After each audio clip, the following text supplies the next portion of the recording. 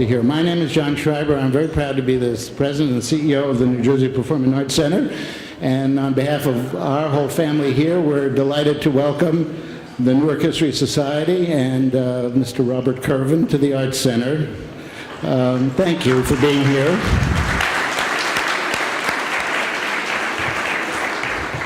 I'm proud to report to you that Bob Curvin can often be found in this room, eating a pizza or, with having lunch with one of his many, many friends. We use this room now regularly for a jazz brunch series that we do called Darth Ann's Place, that we named after Darth Ann Kirk.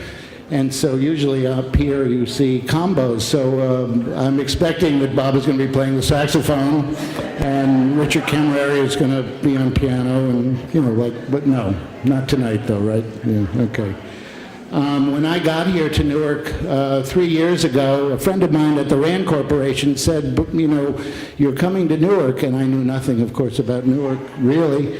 She said, there's one person that you have to talk to as soon as possible, and that's my friend Bob Curvin. And from my work out in California, I called Bob Curvin, and he couldn't have been nicer.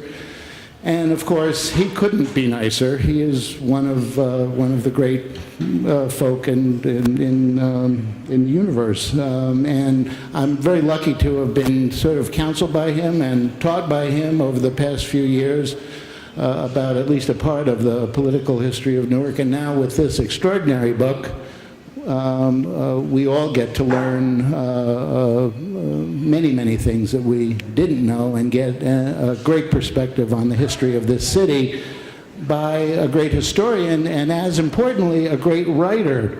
If you've not read the book, it's for sale here.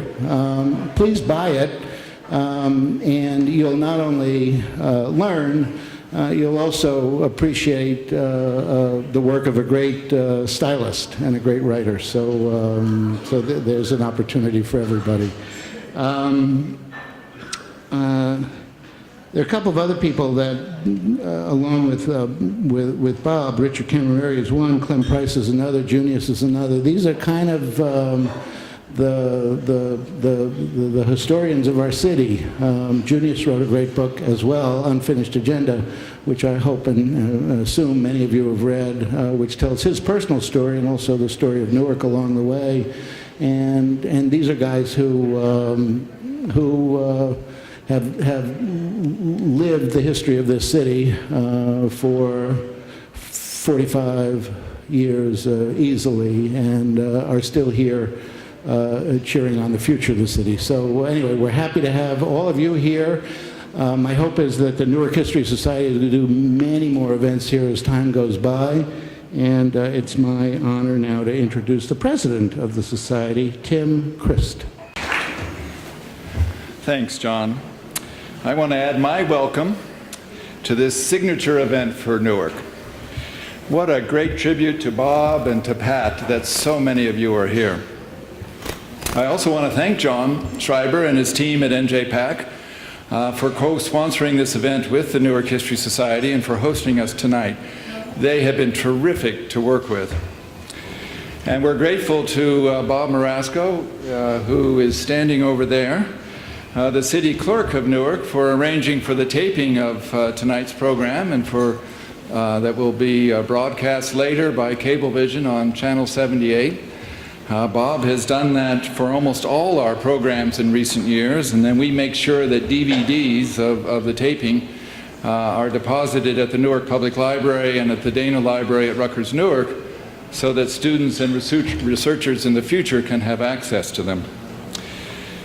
When a group of us started the Newark History Society about a dozen years ago, we wanted to increase knowledge of Newark's past in order to better understand the present, and to do that in such a way that we could contribute to civic discourse in Newark. And tonight's event certainly is representative of that. But I found in the preface to Bob's book perhaps the best description of what we do. I wish I'd come up with it. That our aim is to make the telling and learning of Newark's history an enriching community endeavor. And that's really what we're about. And Bob, thank you for letting us sponsor tonight's event. As an all-volunteer organization, we've carried out that mission, that goal, mostly through sponsoring programs like this. We've sponsored more than 50 programs over the last dozen years. And also by supporting the Newark Archives Project. Gail Malmgreen, the director of that's in the back there.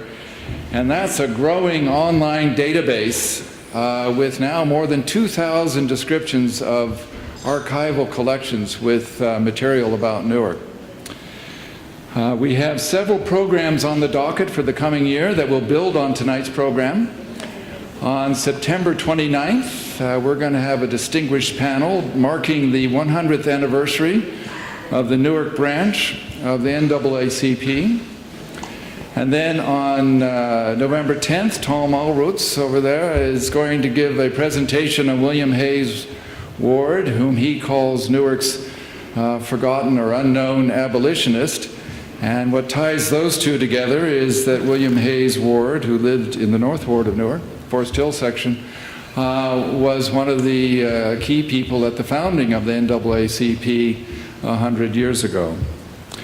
Then next March, we're going to return here to NJPAC in a program co-sponsored by the Women's Association of NJPAC, and Linda Caldwell-Epps, whom I don't see at the moment, but she's here, is going to give a talk about migration from the South before and after the Second World War, drawing on the Kruger-Scott oral histories. And finally, we're working with Victor Parsonet to organize a program next May, a date to be determined, on the history of the practice of medicine in Newark.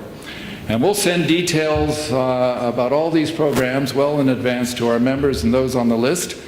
If you're not on our list, please see me afterwards or take one of the cards that's on some of the tables at least. It looks like this, and we'll add you to the list. One of the real joys of the Newark History Society for me has been getting to know Walt Chambers. Walt is a senior statesman in Newark, a walking Wikipedia, if you will, of almost every important event that has happened in the city over the last 50 years, going back at least to the Mayor's Commission on Intergroup Relations more than 50 years ago. And if you want to see what Walt looked like as a younger man, and as the first black executive at New Jersey Bell, just look opposite page 179 in Bob Curvin's book. Walt has keen judgment and a good sense of humor, and he is very organized. When he says he will do something, you can consider it done. So you can imagine our delight when Walt volunteered to organize and moderate tonight's program. Walt, it's all yours. Thanks, Tim, for taking all my opening remarks. I am so honored to be a part of this very special event. And please, as Tim said, I volunteered for this assignment for very personal reasons. One of them, and probably foremost, out of my respect and love for my longtime good friend, Bob Curvin. And as Tim just said, after some 50 years, this program, this event, gives me the opportunity to publicly thank Newark Essex Corps, then under the leadership of Bob Curvin and Fred Means, for my 31-year career in the telephone company. And as Tim told you, for documentation, look at the photo and caption opposite page 179 in the book.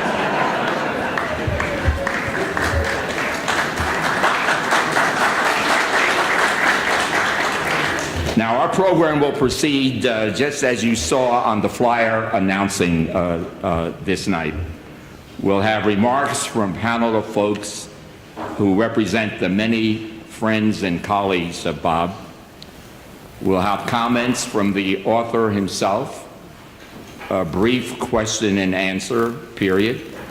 And then most importantly of all, the book sale and signing, which will occur in the lobby. The theme of the panelists' presentations will center on their relationship to Bob over the years and some reactions to the book. And I offer first some brief bio notes on each of them in the order in which they will speak. And they are Richard Cammarieri, Becky Doggett, and Warren Grover. Richard was born and raised and remains a lifelong resident of Newark, with a family history in the city that began with the immigration of his maternal grandfather from southern Italy in 1899. He is currently employed with the New Community Corporation as Director of Special Projects and chairs the Newark Community Development Network. Richard has had 40 years of experience in Newark grassroots community organizing and neighborhood policy development and advocacy. Most recently, he served as co-chair for Mayor Baraka's Transition Committee for Economic Development and Housing. Although born and raised in Orange, New Jersey, Becky is best known as a longtime activist and prolific program innovator in the city of Newark. Her work extended from the founding of the Newark Preschool Head Start program in 1964 to the recent Construction Careers program that qualified over 400 local residents for union construction apprenticeships. She says that joining Newark Essex Corps in 1963 and working with Bob Curvin was the best initiation into Newark she could have had. When describing Warren Grover, you need only say everything historical.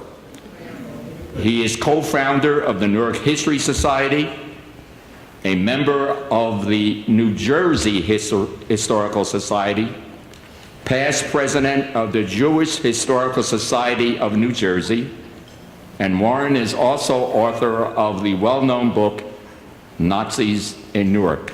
Obviously, he is history. Rich. Thank you, Walter. Good evening, everyone.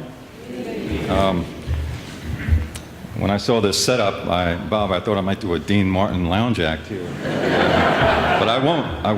I have to say to Bob, we've come a long way from the breakfast at IHOP, where I inundated him with pages of hopefully not presumptuous commentary. I'd also note, Walter said that Becky was from Orange. So this narrative about us in Newark not liking outsiders doesn't always hold, true. It's not about being an outsider, it's about what you do once you're here. There are plenty of people who are outsiders that Newark has embraced because they've done the right thing, at least according to certain lights. If you don't do the right thing, then you get lit up, but that's a whole other story. So let me start first again by saying how humbled and honored I am to be part of the panel. There are people throughout this room who should be up here just as well as I am, but since they asked, what the hell? So let me start with a couple of things. Quotes, I love to do quotes, epigraphs.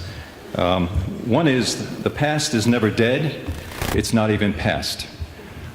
The past is never dead, it's not even past. I was an English major, Rutgers, Newark, and one of my favorite writers of American literature was William Faulkner, for a variety of reasons. That's his quote from Requiem for a Nun. I remember having long discussions with Amity Baraka about Faulkner, both in terms of his politics, his literature, and of course his take on race. And Faulkner was one of the few American writers who really wrestled with the issue of race. And if you have not read Absalom, it's not an easy read. If you've not read it, you should try to. Like I said, it's not easy, but it really captures something about race in America. The next quote, and I know my friend Dr. Price will recognize this one. History does not merely refer to the past. History is literally present in all that we do. That's James Baldwin, and that's from Unnameable Objects, Unspeakable Crimes. It is a quote that I really think is so appropriate because it brings history to life. It does explain that this isn't just about the past. It is in everything that we do, literally. We all are part of history, but we all still live. We're all still living. So everything we do will become that and is grounded in that. I would note that I think David Blight used this epigraph in Race and Reunion, a very powerful book. Then finally, history is a subject best suited to reward our studies. El-Haj Malik El-Shabazz, aka Malcolm X. So I raise those quotes because we're talking about history, right? Although what Bob has done in his book is a bit unique because the book is not just about history. It doesn't just give us a historical continuum that deals with socioeconomics, with politics, with demographics, with race, but it also places it in a continuum from the 40s, essentially the 40s, through Mayor Booker's final term. There aren't a lot of books that have done that, or at least done it well. And what I find particularly useful about his book is that, number one, it's readable. And some of these recent books about Newark are not even particularly readable. I mean, they're filled with this academic jargon. There's one in particular which I borrowed from Bob, which I kept thinking, what is this guy talking about? And there's all kinds of errors in them, names and places. But what Bob has done, his book, and I can't speak about it too highly. I mean, I don't agree with everything in the book, mind you. I mean, I love the guy, but I don't agree with everything. I look forward to the reactions to parts of the book, because there are some hot spots. I look forward to fans of Sharp James reading it. I look forward to fans of Cory Booker reading it and their reaction to it. I look forward to people responding to the issue of city council right-sizing. The modest agenda part is really interesting, because there are things in there that are going to get some interesting responses, I'm sure. But the point being that this is a book that's alive. That's not just about history, it's about the present. Bob uses history to plant his feet firmly in the present today. One of the things I'm still doing this stuff, so I stand on the shoulders of these people who are here today in terms of dealing with political activism, with community development, with dealing with racial issues, and it's still here. The material conditions in Newark have not changed very much from what they were in the 70s, and Bob shows that in his book in terms of the demographics. And I would also suggest, if you haven't, a very good complementary read would be to read his dissertation, The Persistent Minority, which is one of the best titles I've ever heard for a dissertation, because he does go into more depth about the whole Gibson administration. And it also provides a foundation for what we're dealing with today, and he provides some ideas on how to deal with it, how to move forward, which I think is critical to how important this book is. And in terms of the readability, it is also important because I think that younger people could easily read this book, which is absolutely essential. And we have got to get this book into the Newark public school system, in my opinion. We've got to get it into all the local colleges, because the whole point of this book is, number one, to read it, of course, but to also, and I think this is what Bob tries to do, is to get people to talk about it, to debate it. If you don't agree with something, fine, but debate the assertions. Look at what he suggests. Look at what he says about certain things. And I think you will also find that it is a book that really, it supports a theme I've been yelling about for years, which is that in Newark we have had growth without development for the last 40 plus years.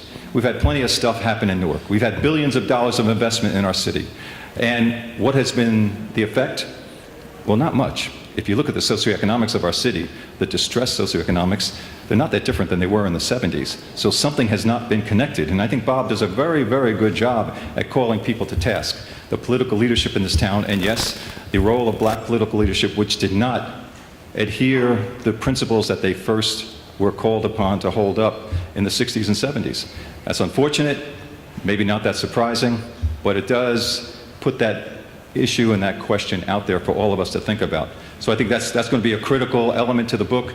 It's something which we need to, again, promote. And again, this book is not the end-all and be-all. This is an excellent platform upon which to continue our studies about Newark, our growth, our own thinking about it. I think a lot of people here, I know when I first read it and then reread it, it really helped to relive experiences we had, review things that we did, that we said, whether it was looking back at the Newark Collaboration Group in the 80s. Bob gives some excellent summaries, I think, of the issue of the Municipal Utility Authority, of the arena, and all the stuff which is, again, very accessible. So it's a book about history that's rigorously researched, but it's also easily readable. And that's not an easy thing to do. So I think that while, it's a book that ultimately, I think, gives us hope. Some people don't usually associate hope with me. I constantly get, I get this thing often where whenever you question something, and it's a strategy often that powers that be, I'll use that term instead of naming people, use. They say, well, you're always questioning stuff. Why are you so cynical? Well, ladies and gentlemen, I was an English major at Rutgers Newark, so precision of language is important. Now, because you question something doesn't mean you're cynical. Cynicism is a psychological mindset that is toxic, that will kill you, that will make you unhealthy. Skepticism, however, is something different. And those of us who work, live, whatever in Newark, who've been around for a while, we have a natural-born skepticism, which is, I would say, empirically warranted, because we've been screwed over so many times by people making promises. So, yeah, I'm a skeptic, but that doesn't mean I'm a cynic. If I was a cynic, I wouldn't do what I do. And I wouldn't have friends like Bob and the others in this room who also help me, inspire me. So I think we should keep that in mind. And whenever anybody questions you because you're asking questions, tell them, take a hike. So finally, the book really represents what Bob is. It's about leadership. It's about integrity. It's about honesty. And again, I say you're not going to agree with it. I doubt everyone's going to agree with everything in the book, but it's out there in an honest and a transparent way. It's a book that does inspire. It inspires hope. It's a book that helps us understand that we have to continue to think creatively, thoughtfully about Newark, put ideas out there, debate them, see if they'll work, and have a kind of civic discourse that is constructive, doesn't have to be vicious or attacking people. I mean, there are many of us here who are hoping we have a new mayor in Newark, obviously. And in the interest of full disclosure, I supported Mr. Baraka, now mayor, because I did think he provided an opportunity for a truly transformative and progressive politics. Will that happen? I have no idea. I hope so. But, ladies and gentlemen, elections are about hope. They're about aspiration. They're about taking a chance. And the city of Newark has taken another chance with a relatively new face. And, we need to, and I think as Bob suggests in his book, we need to constructively critique whenever possible. We need to support fully whenever possible, critique when necessary. So, I think if we do that, if we approach both Bob's book and have that inspire the way we approach Newark, it will help us. It will help us lead toward potentially a city of Newark which is finally humane, which is equitable, that is worthy of its citizens, a city that will finally achieve the transformation that Bob so eloquently discusses in his book. And with that, again, I want to thank Bob for your friendship, again, for honoring me, to allow me to read your book beforehand and to reread it now. It has truly been a special case for me. So thank you very much, and thank you all.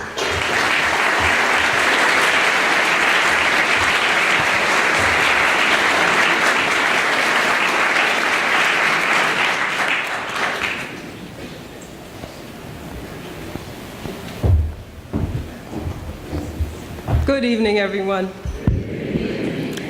My name is Becky Doggett, and it is really a pleasure and honor to serve on this panel.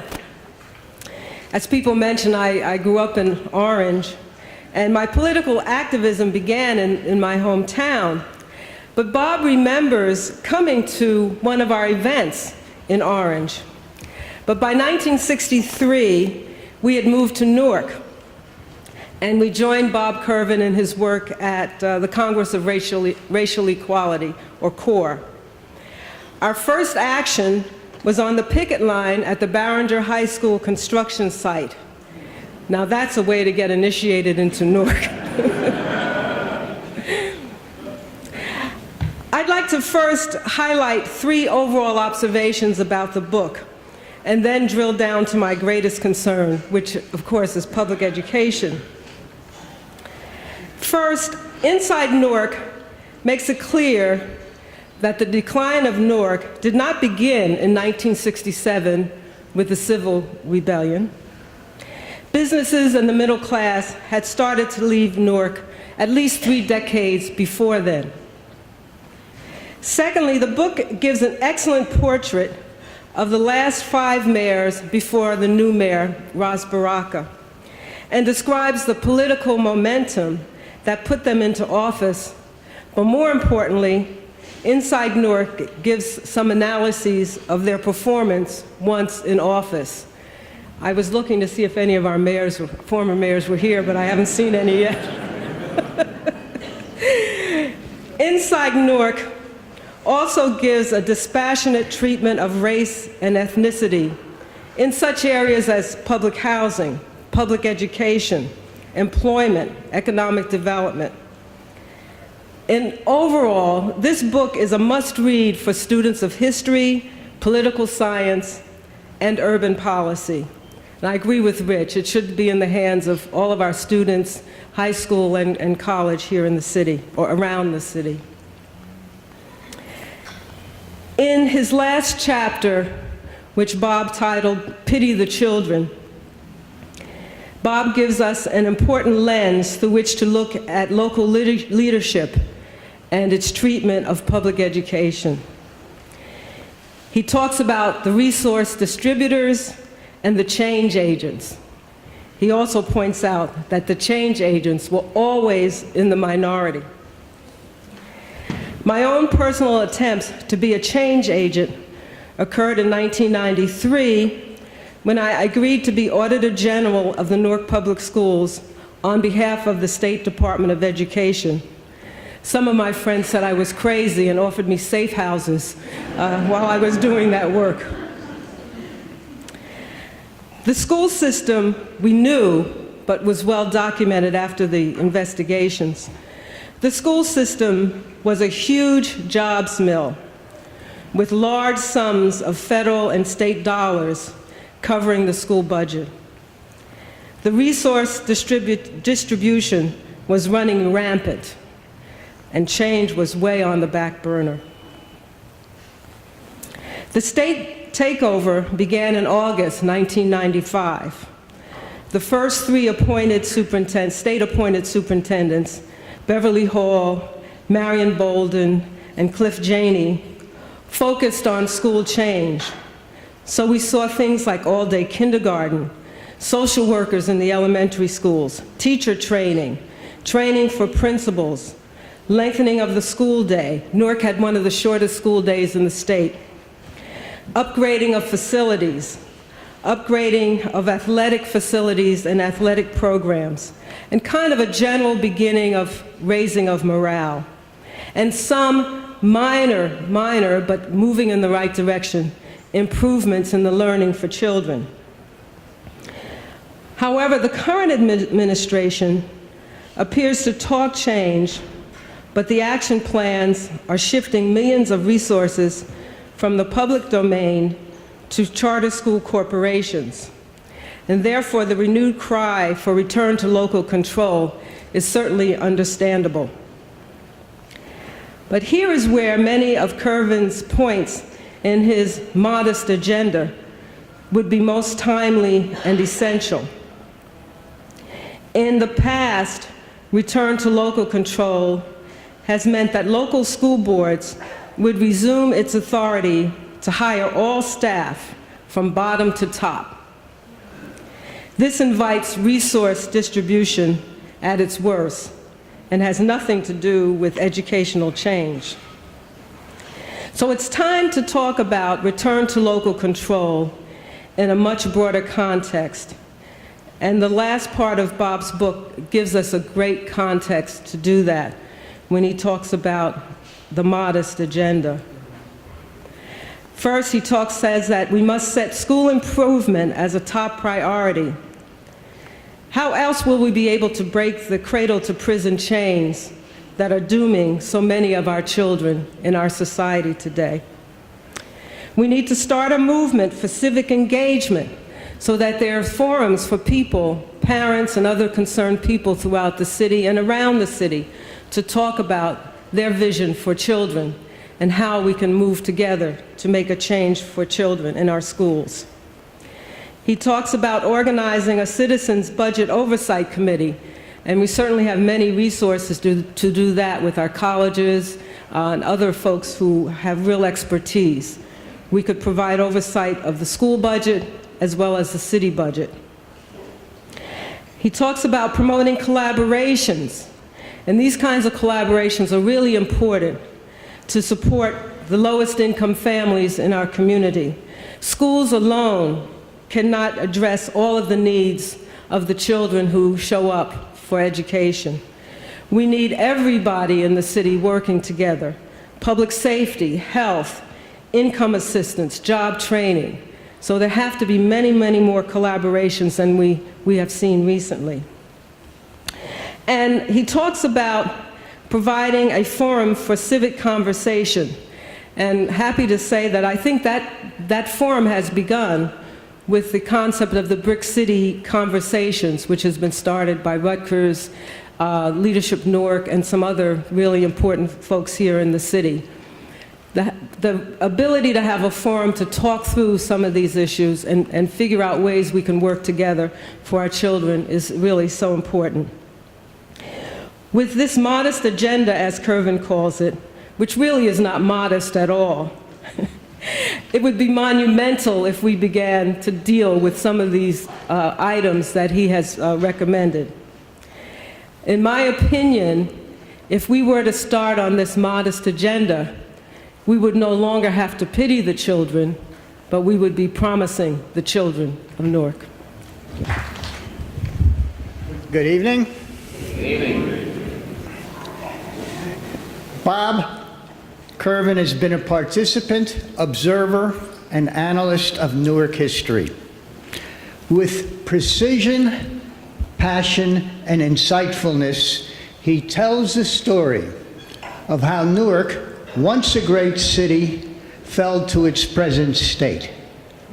Inside Newark will become the definitive study of the city from the Carlin administration through that of Cory Booker. I first met Bob when I joined CORE in 1963. Over the years, we met at Newark events and shared views of Newark and its outsized personalities. The death of our mutual friend, the civil rights leader Stanley Winters, brought us closer together. And recently, Bob joined the board of the Newark History Society. In fact, it was after a Newark History Society event that Bob presented me with my 50-year-old CORE membership application.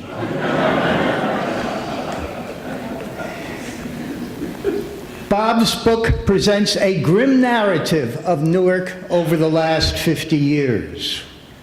A long decline beginning in the 20s was hastened by the Depression. World War II created a transitory prosperity that ended with a post-war recession. In that period, Newark lost tens of thousands of jobs when factories relocated to the south for cheaper non-union labor. As jobs disappeared, crime rate escalated, discouraging both residential and business development. His recital of Newark's ills makes for daunting reading. A cocktail composed of housing and education failures mixed with corruption has brought the city to its knees. None of these woes are recent origin. Prohibition really started big time, bribery big time, corruption with the police and with city officials. The illegal liquor trade brought millions and millions of dollars into the pockets of few, and they were only allowed to continue because of official cooperation. Today, the same thing. Instead of illegal liquor, it's drugs and gambling. Nothing changes. Housing woes in Newark, as soon as began housing woes, the rural nature of Newark began to change during the Industrial Revolution. After the 1907 addition of Vailsburg to Newark's area, Newark, although the largest and the wealthiest city in New Jersey, failed to annex adjoining towns. By the end of World War II, the city's residential areas were fully developed. Although Newark's location is advantageous for transportation, including truck, rail, sea, and air, it has been at a disadvantage for residential growth because of the very small area of the city. Over the years, zoning laws and lax and corrupt enforcement allowed manufacturing into residential area and houses into industrial areas. Racial discrimination has compounded Newark's housing issues. Until the beginning of World War I, there were fewer than 9,500 blacks in Newark. Employment was plentiful, although mostly in the personal service sector. World War I brought a demand to labor, and many more blacks came to Newark. In the 20s, they continued to come to escape oppression in the South and to find jobs in Newark's expanding economy. Even the Depression did not change this pattern. World War II witnessed a new migration of blacks to the city, a similar one to the one of World War I. Racism forced blacks to cluster in a few of the worst areas of Newark, particularly the 3rd Ward along Springfield Avenue. They moved into dilapidated housing tenements abandoned first by the Germans and then by the Jews. The situation worsened in the 50s. As the tenements were no longer kept up as they had been. As Bob points out, new migrants who came from the South, despite the lack of jobs and despite substandard housing, came to Newark because they had relatives here, and post-war conditions in the South were even worse. In the early 60s, the New Jersey Committee Against Discrimination in Housing conducted a survey of housing in the greater Newark area. And I think this is where Newark really suffered at the hands of racism for, if any other reason. The survey produced a map that was a chilling wake-up call.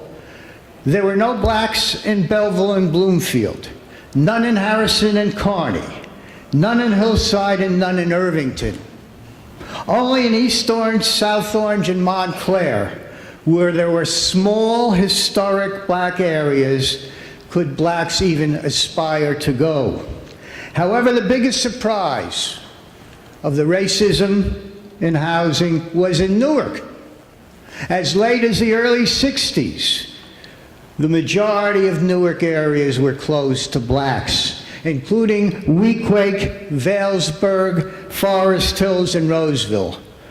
Racism, real estate brokers, and banks were seen as the culprits. The failure of Newark's school system is of more current vintage. Bob's chapter, Pity the Children, as Becky said, is perhaps his best in the book. The school system had once been one of the best in the nation. However, by the 60s, aging schools, aging administrators, combined, as Curvin relates, with shortages of supplies and textbooks and an old-fashioned, white male-dominated, top-down management that could no longer adequately serve Newark students.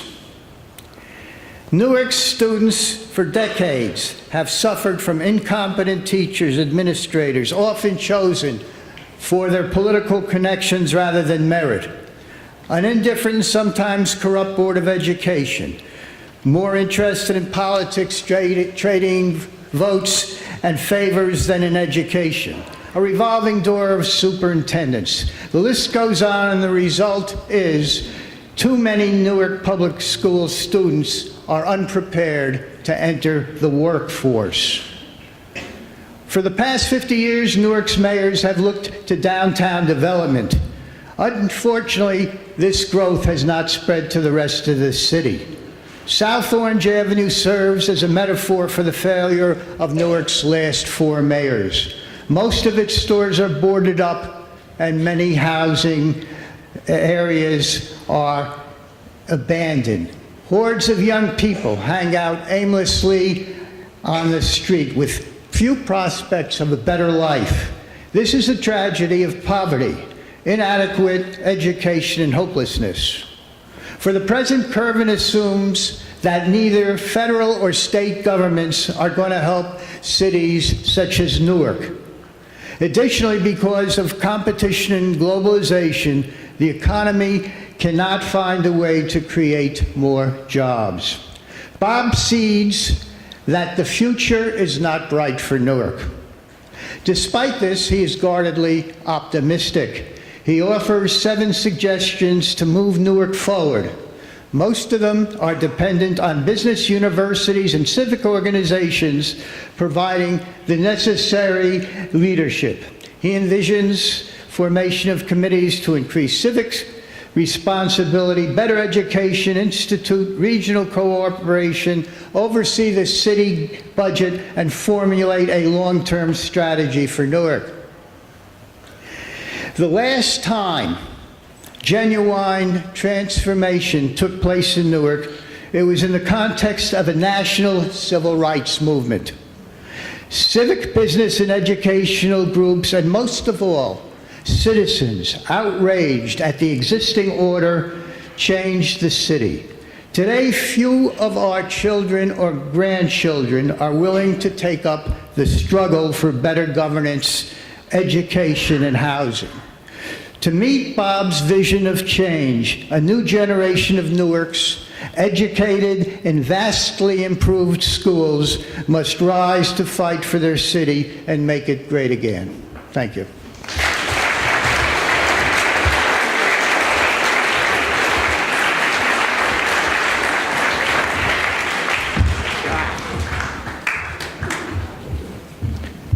Obviously, our 3 panelists read the book. A+. A full introduction of Bob Curvin would take the rest of this program, the rest of the evening. In order to do this briefly and directly, I will use the words of a person many in this audience will remember, August Meyer, noted historian and community activist. Augie Meyer included the following description in one of his books published in 1992, and I quote, "I found Curvin to be one of the most extraordinary people I had ever met, and we are close friends to this day. Although he was essentially a local leader who attained only a modicum of broader recognition as a member of CORE's National Action Council, I regard him as gifted as any of the movement's well-known national leaders. He was not only a convincing speaker and an engaging personality who clearly knew a thing or two about leadership, but he also possessed an acute sense of strategy and tactics and a most refreshing candor. And he was not overwhelmed by any sense of mission or power. He certainly could have remained as chair of Newark CORE for as long as he wished. And I was most impressed when, after 4 years of service in this office, he gracefully stepped aside for new leadership." Who could say it any better? Ladies and gentlemen, author Robert Curvin.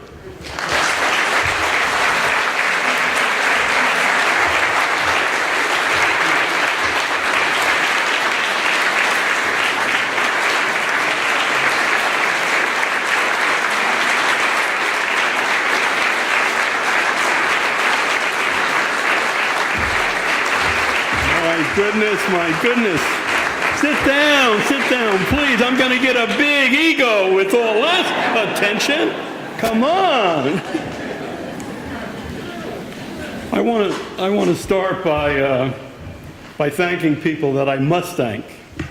First of all, John Schreiber, for really beginning not just this event, but beginning to make the Performing Arts Center a place of exchange and ideas.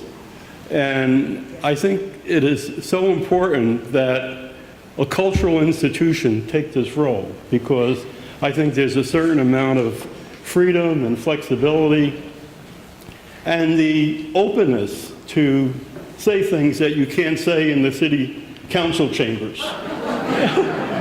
But it's really important that an institution such as this, the library, the museum, and so on, really take on this notion of jimmying up the conversation about what the future of the city should be. So I thank you very much.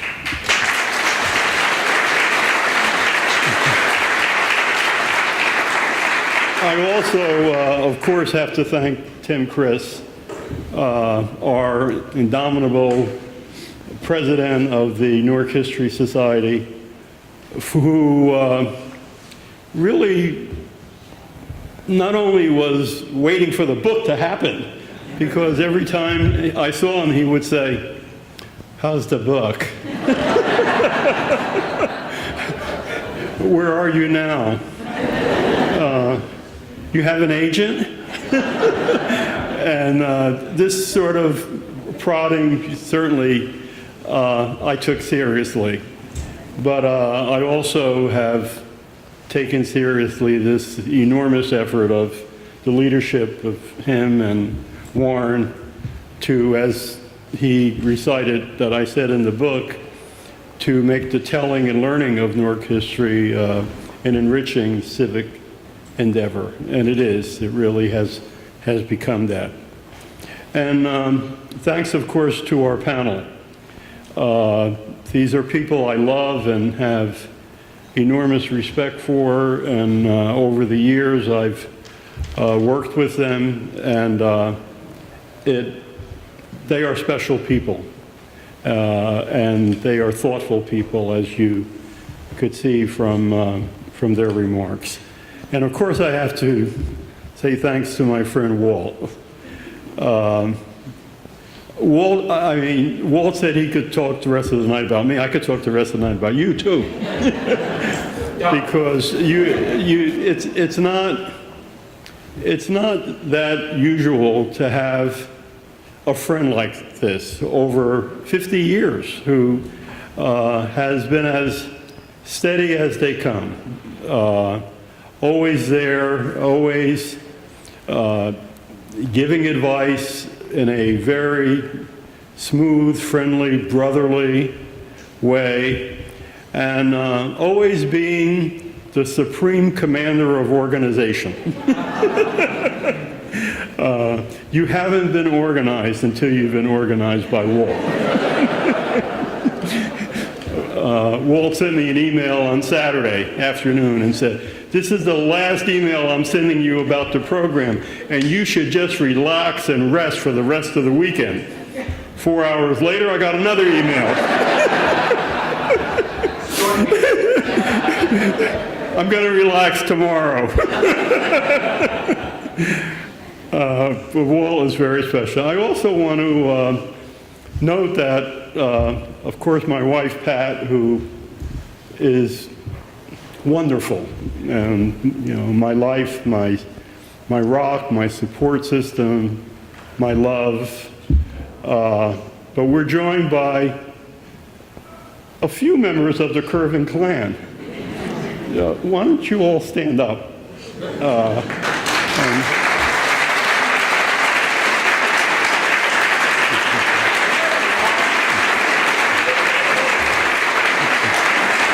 This is.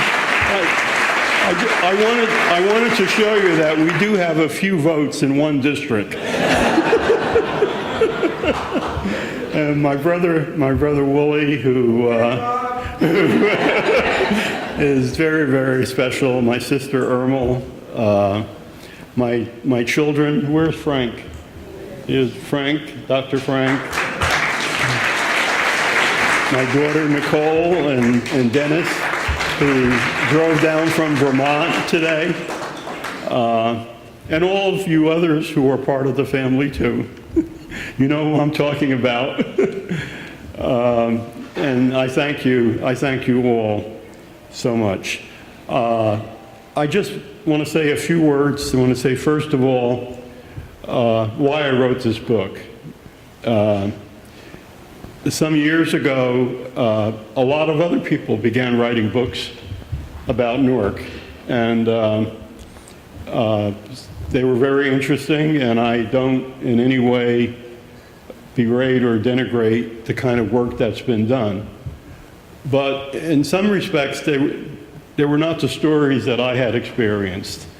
And a number of my good friends, particularly Joan Waring, would say, Bob, when are you going to tell your story? So I started to tell my story, to do the kind of careful research that needed to be done. If you had a chance to look at those excerpts of the interviews that were shown on the screen, they'll also be shown in the lobby later on. But they are excerpts from 58 videotaped interviews I did with Newark figures who have been involved with Newark over the years, including Walt, Fred Means, Steve Adubato, Doug Eldridge, who was the reporter for the Newark News, and on and on. And I would imagine that I have close to 200 hours of interview material that I was able to gather during this period of time. And at some point, all of that material will be made available to the Newark Public Library so that it will be part of the archive there. But anyway, why I wrote the book, because I wanted to tell my story, and I wanted it to be fair and balanced, and I wanted it to also recognize that I appreciate that leadership is challenging, that it's not an easy thing to be the mayor of a city or a member of the city council, that the challenges are complicated, they require dedication, willingness to work hard, sensitivities that do not necessarily come easily. And while I may seem quite critical of some of the leaders that we've had, I've also tried to be fair. And I've also tried to recognize that even some of the darkest stories have another side of effort and hope to make Newark a better place. And for that, I appreciate their work. I also appreciate the fact that all of the, at least the mayors that are here, Cory Booker, Sharp James, Kenneth Gibson, all agreed to give me videotaped interviews while I was working on the study. And lastly, I just wanted to say that I think that there is reason to hope. The history, the legacy, the external problems that a city like Newark has to face are really tremendous. And they're not going to change overnight. They're not going to change even maybe in 50 years. But things can be changed. Things can be proved, that even within the most horrific circumstances, which we're pretty damn close to, frankly, with the impact of globalization. Not only is Newark's budget broke, but the state's budget is broken. The federal government's budget is broken. Where will the wherewithal come from to support the kind of transformative changes in our work structure that need to be effected if we are going to ever address the hundreds and hundreds and hundreds of young people who are out there who have nothing, including not even an adequate set of skills and education to participate in this very highly technical global world. But I think that there is still slack in the system where those marginal changes can make a difference. And if leadership recognizes that vision is important, good management is important. You can't manage a city like Newark while you're in California or San Francisco, whatever. You have to be willing to be on the task. But also honesty is critical, not only for the city's function itself, and I say in the book, corruption drives out positive visions, and it does. So, what people outside of the city think about Newark is also critically important because it means a lot in terms of the legislature, what the legislature is willing to do, and so on. Finally, I was pleased that you mentioned Fred Means because one of the really important points is that with the work that I did with CORE and working on the Gibson campaign in the 70s and working throughout the city, there have always been others who have been really troopers.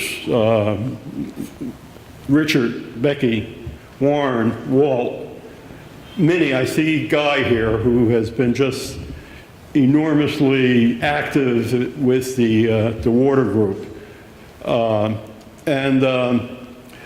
This is not just a personal story. It's really a story about a lot of organizational effort. And I think that that aptly describes what we were about in CORE, that making the organization work, not just one person or one leader or so on. And that is why I gladly stepped aside and we had a parade of really wonderful, talented, energetic people like Fred and Ray Proctor and Walt Stevens and others. Anyway, thank you all too for being here. This is really quite a uplifting, inspiring showing of our potential strength. And I want to thank you for being here.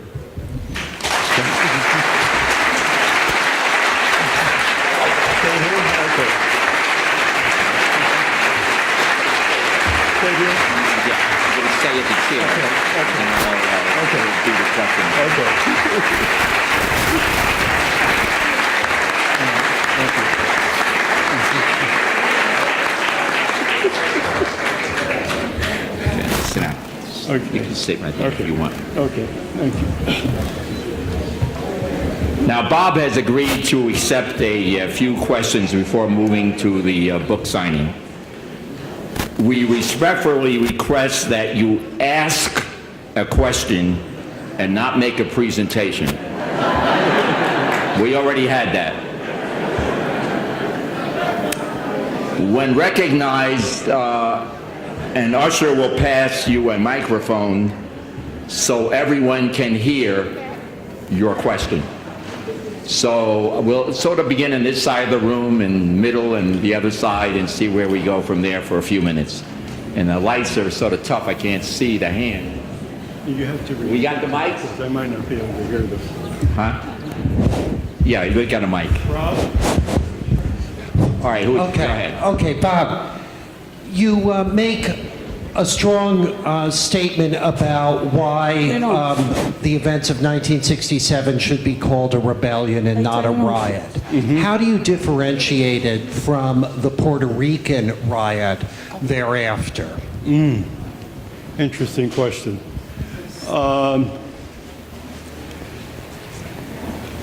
In many ways, I think the Puerto Rican episode had many similar characteristics to the episode in 1967. It started in a different place, but in some ways, again, it was a police action that really got it underway. In the final analysis, in my description of the Puerto Rican episode in the book, I point out that many of the conditions that they ultimately came to focus on were the same conditions that blacks had focused on in 1967. So why wouldn't people then call the Puerto Rican episode a rebellion as well as the Newark, the 1967 episode? I don't have an easy answer to that, because I guess the thing that I would say is that the rebellion nomenclature was defined by black leaders in Newark, particularly Baraka, who has a very long explication of why he thought the event was a rebellion before the Lilly Commission when he testified. Nothing similar to that was said or occurred vis-a-vis the Puerto Rican episode.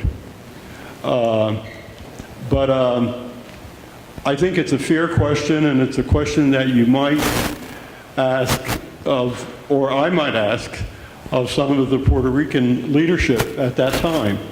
How do you really ultimately define what happened in French Brook Park, the march to City Hall, and ultimately the effort on the part of a large group of Puerto Rican demonstrators to smash the windows of City Hall, which they did. And it did not ever reach the scale of what happened in 1967 for obvious reasons. But for the Puerto Rican community, it was a very, very significant event and had ramifications throughout the entire state.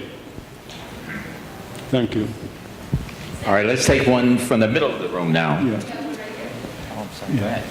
Well, I was tempted to ask a question about the rebellion or the riot, but the last question got me thinking about ethnic relations in the city.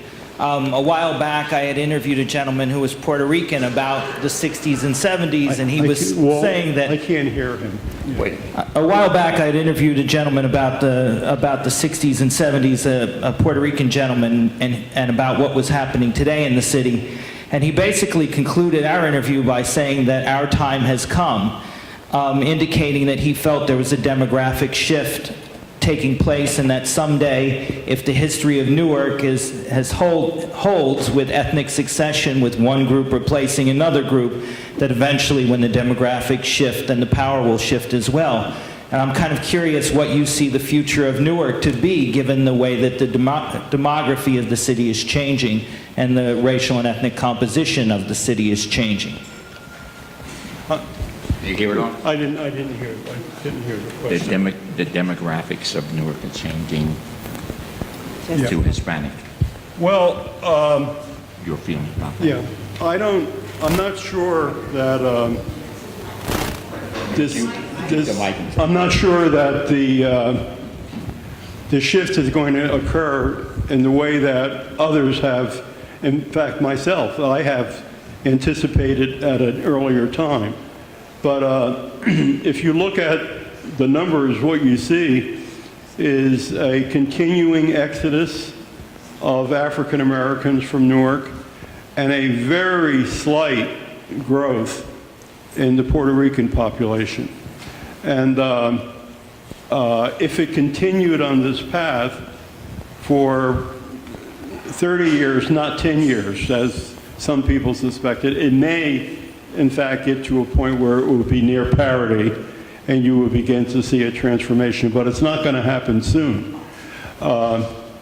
What I find actually to be just as significant, or perhaps even more significant, is the demographic makeup, not the numbers, but the ethnic makeup of the various communities. And compare Newark, for example, to Jersey City, which has a very substantial Asian population, which is largely not poor, which is much more integrated into the workforce of Wall Street and New York City and so on, and makes a very, very different economic impact on the quality of life in that city.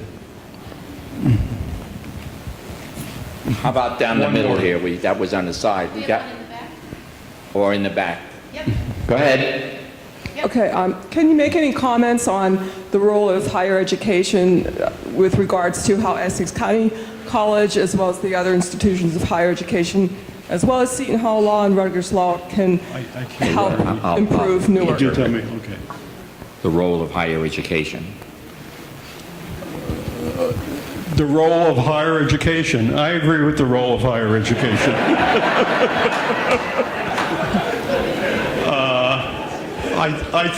I think the universities can do much more.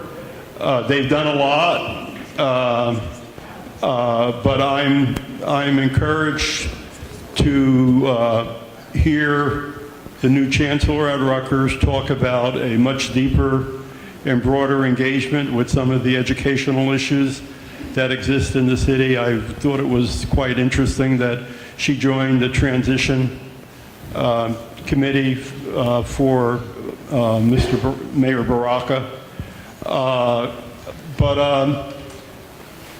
when I talk of civic engagement, I think that ultimately we really have to talk about what the universities actually teach and the role that it's not only just having a special program, it's really, I think, just as much or more important, in fact, to have educational efforts that really engage students in the life of the city.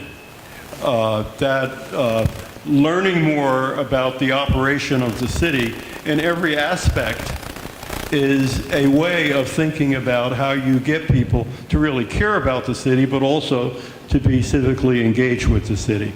Now, I'm going to take the privilege of the author and back up a little bit and say, did any of you see the article about Joe Torre is going to the Hall of Fame and forgetting to mention George Steinbrenner?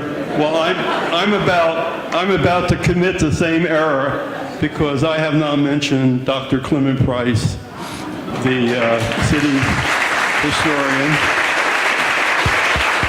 and neither have I mentioned my friend Leonard Lieberman, who has been a major supporter and idea person and editor at times for this effort, and I appreciate very, very much, Len and Arlene, who gave the Blaustein School the first grant to develop the videotape interviews.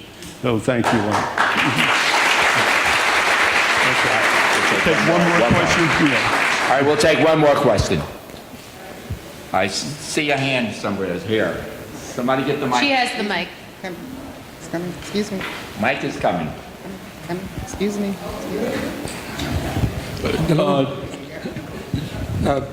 Bob, Chappelle. I would like to thank you on behalf of the Newark Water Group for your lending your wisdom to a successful effort. Thank you very much. Tagging on to your last discourse about teaching, I look around in our group and others, and I see a bunch of old geezers like me. Where are the young kids? Even I didn't hear that one. What is it?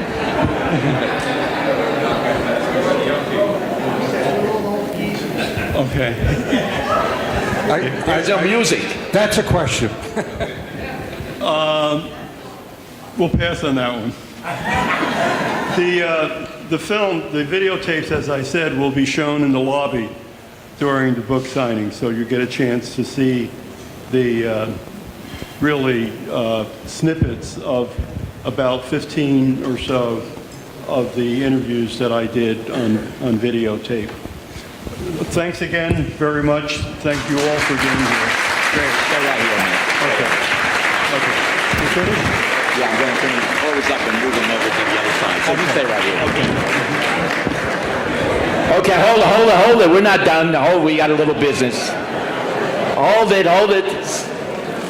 We didn't say the meeting is adjourned. Where are you running to? And we got a goodie for you. On behalf of the Newark History Society and New Jersey Performing Arts Center, we thank all of you for your attendance and your participation. Our co-sponsor and host, NJ Pack, is offering discounted parking in all of its area lots. When we get over into the lobby of the auditorium, you will see an usher at the staircase. You can purchase a $2 coupon from that person attached to your ticket, and you only pay $2 for that, and your parking.